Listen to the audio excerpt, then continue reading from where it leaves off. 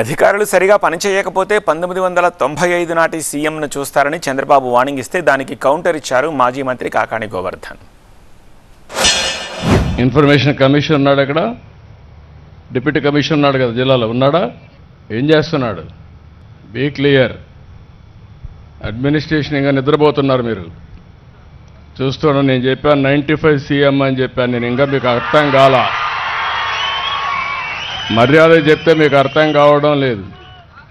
అందుకే ఇప్పుడు యాక్షన్లోకి వస్తున్నా. మర్యాద అయిపోయింది, ఇప్పుడు యాక్షన్ కూడా ఉంటుంది. Be careful.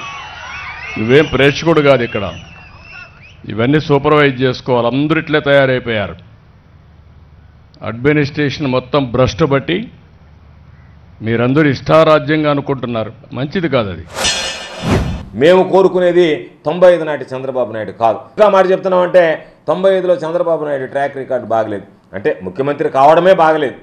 రామారావు గారు ఇచ్చినటువంటి 2 ప్రధానమైనటువంటి హామీలు గుర్తున్న ఉంటాయి. ₹2 కిలో బియ్యం ఒకటి, సంపూర్ణ మద్యపాన నిషేధం ఒకటి. కాబట్టి ఆ ₹2 కిలో బియ్యము, సంపూర్ణ మద్యపాన నిషేధము ఆయన అధికారంలోకి వచ్చిన తర్వాత ప్రారంభించినటువంటి 2కి తూట్లు పొడిచారు మీరు 95లో ముఖ్యమంత్రిగా.